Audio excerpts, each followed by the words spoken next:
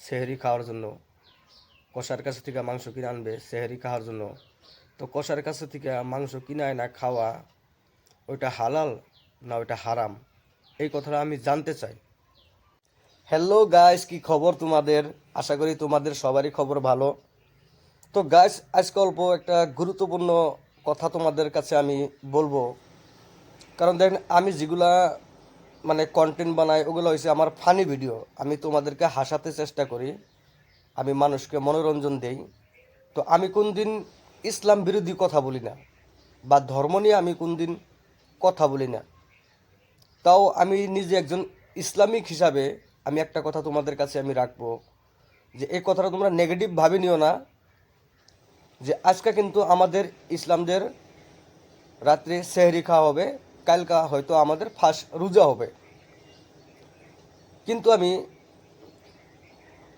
অনেক ইসলাম ভক্তদেরকে আমি বলতে চাই যে, কারণ আমি নিজেও একজন ইসলাম ভক্ত, তো আমি এক ইসলাম ভক্তকে বলতে চাই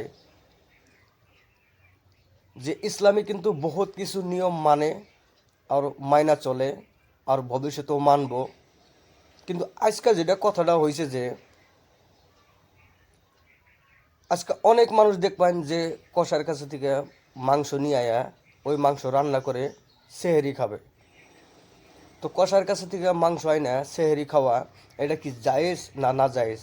এটা কি হালাল না এটা আনহালাল? এই জিনিসটাই আমি জানতে চাই। আমি জানা মতো যে আমাদের যে কুরবানি দেয় ওই মাংসটা খাওয়াই আমাদের ইসলামের জন্য জায়েজ, ওইটাই হালাল। তো ইসলামে যদি এতই নিয়ম মানে, এতই যদি সব কিছু মেনে চলে, তারপরেও অনেক মানুষে জানার পরেও এই ভুলগুলা কেন করে? আর যদি এটা জায়েজ হয় তাহলে অবশ্যই কমেন্ট করে জানাবেন। আমি এই কথাটুকুই জানতে চাই। কোনদিন আমি কিন্তু ইসলাম বিরোধী বা ধর্ম বিরোধী আমি কথা বলি না, আর ভবিষ্যতে বলবো না। বাস এই কথাটুকু আমার জানতে চাই আমি। তো আশা করি যে আপনারা, আমি যে কোশ্চেনটা করছি এই কোশ্চেনটার উত্তরটা আপনারা আমাকে